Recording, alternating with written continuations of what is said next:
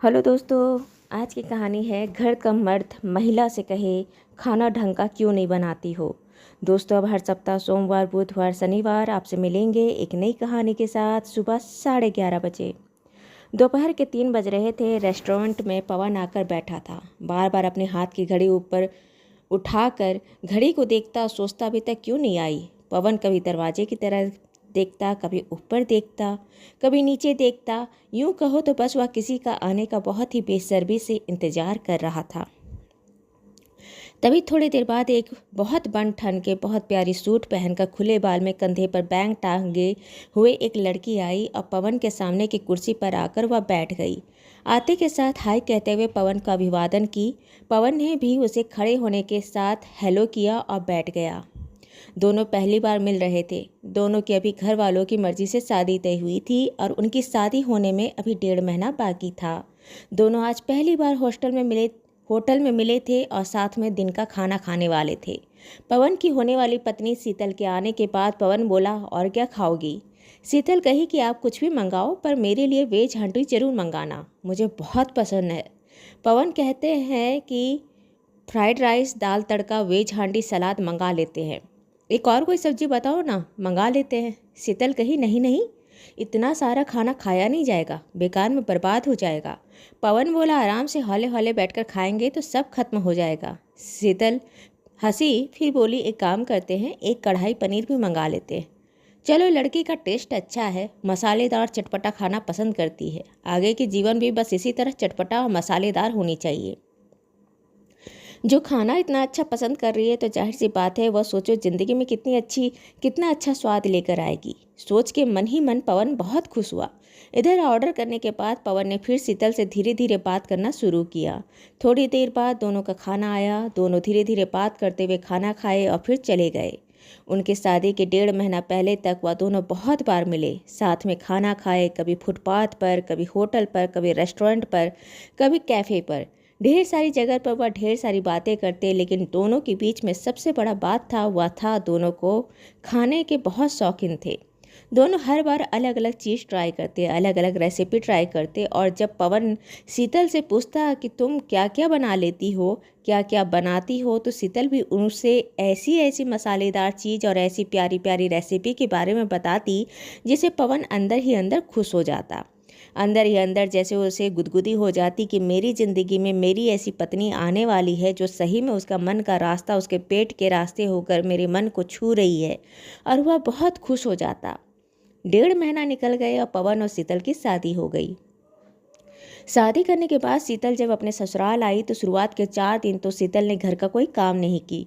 उसके बाद वह धीरे धीरे रसोई का काम करने लगी। घर में वही खाना बनता जैसे शुरू से बनता आ रहा था। पवन शुरू से अपने घर में बनते आते देख सब्जियों को देखकर फिर से चिढ़ जाता। ऐसी बेतुकी और बेस्वाद सब्जी बनती जो उसे पसंद आती ही नहीं थी, और अगर कभी अच्छी सब्जी भी होती तो उसे ऐसे बना देते कि उसके खाने का स्वाद ही मर जाता। पवन के घर परिवार में पवन, पवन की पत्नी शीतल, पवन के एक बड़े भाई और उनकी पत्नी और उनके माँ पिता थे। सारा परिवार अभी साथ में था और किचन भी एक ही था। पूरा घर परिवार बहुत हंसी मजाक और प्यार से रहता था। घर में पवन के बड़े भाई और पिता कुछ नहीं कहते, कुछ भी जैसा भी खाना हो वह दोनों चुपचाप खा लेते। लेकिन पवन का नाक भौं सिकोड़ना, अपनी माँ और भाभी को मीठी मीठी ताना देना बदस्तूर जारी रहता। पवन खाने पीने का बड़ा शौकीन था। उसके घर में उसने हमेशा बनते देखा था टिंडा, कद्दू, लौकी, परवल, तुरई, चिचड़ा। ऐसी सब्जियां देख वह कहता, और कोई सब्जी नहीं मिलती हो आप लोग को?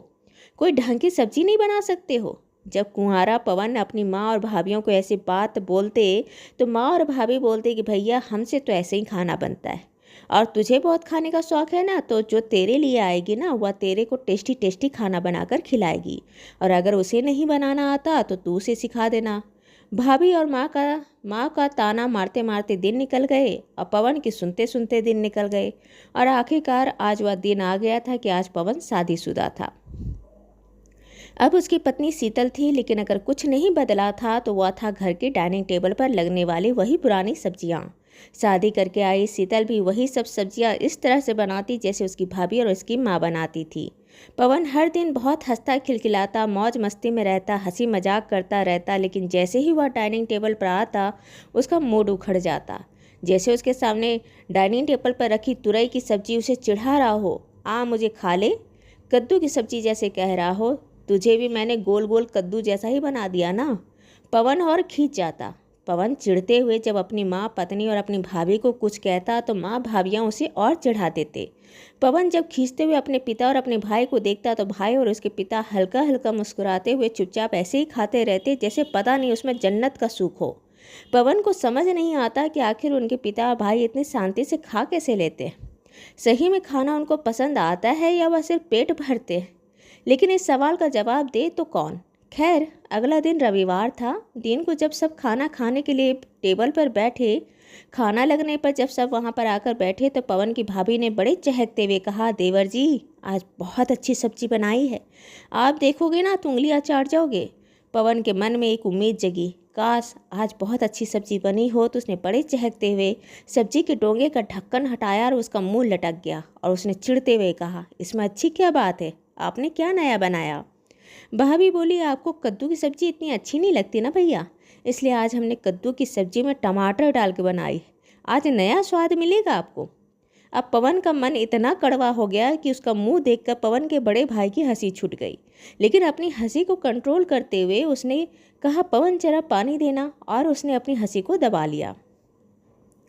पवन समझ गया था कि उसके बड़े भाई क्यों हंस रहे हैं, लेकिन अपने भाई की हंसी को देखते हुए उसे और खींच हो गई। खींचते हुए उसने रोटी का एक टुकड़ा तोड़ा, लेकिन साथ में कुछ दिमाग में भी सोच बोला, आज मैं बहुत खुश हूँ, आज मेरा मन कर रहा है कि मैं शाम को सबको पार्टी दूँ, तो आज क्यों ना हम लोग शाम को पार्टी करने चले।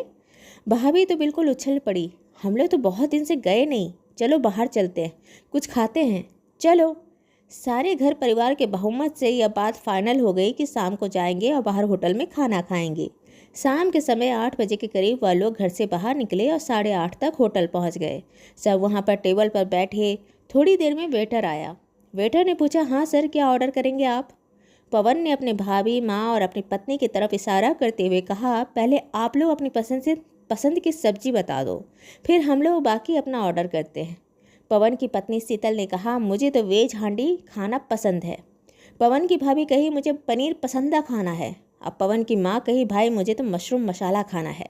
जब वो अपने अपने पसंद की सब्जी बोल दी तो पवन उन तीनों का चेहरा घूरते हुए पूछा, यह आप लोग खाओगे क्या। तो तीनों ने बोला, हाँ हाँ हमें बहुत पसंद है। भाभी बोली, भैया मुझे तो पनीर पसंदा इतना पसंद है कि मैं क्या बताऊँ। माँ बोली, मुझे तो मशरूम बहुत पसंद है, शुरू से बहुत पसंद है, आज कितने दिन बाद मैं मशरूम खाऊंगी। पवन बहुत खींचते हुए कहा, जब इतना टेस्टी टेस्टी खाना पसंद है तो घर में टेस्टी खाना क्यों नहीं बनाते हो, फिर वह टिंडे, भिंडी, तुरई, लौकी, कद्दू क्यों बनाते हो। पवन जब ऐसे ऐसे सब्जियों के नाम लेते हुए ऐसे सड़े सड़े मुंह बनाकर जब बोला तो आज पवन के पिता और पवन के भाई दोनों खिलखिला के हंसने लगे। वह दोनों ऐसे हंस रहे थे जैसे सालों से उनकी भी दबी मन की बातें बाहर आ गई हो, बस कभी बोल नहीं पाए। इधर उनकी पत्नी, माँ और भाभी तीनों बस हल्के हल्के मुस्कुरा रहे थे। पवन फिर बोला, जब इतने टेस्टी टेस्टी खाना पसंद करते हो तो हम लोग को परेशान और जलील क्यों करते हो, थोड़ा ढंग का खाना घर में बना लिया करो। और फिर उसने बाकी ऑर्डर देने के लिए वेटर की तरफ जब मुड़ा तो वेटर भी हल्का हल्का मुस्कुरा रहा था। पवन ने बाकी सारे ऑर्डर कर दिए और वेटर वहाँ से चला गया। इधर अभी भी पवन के भाई और पिता पेट पकड़ के हंसे जा रहे थे और पवन के भाभी और पत्नी शीतल दोनों हल्के हल्के मुस्कुरा रहे थे और एक दूसरे को देख रहे थे। शायद आज उनके खानों द्वारा किया गया पवन को टॉर्चर का जवाब मिल गया था। दोस्तों, ये कहानी आपको अच्छी लगी हो तो इसे लाइक करें, शेयर करें, सब्सक्राइब करें और मिलते हैं एक नई कहानी के साथ एक छोटे से ब्रेक के बाद। धन्यवाद।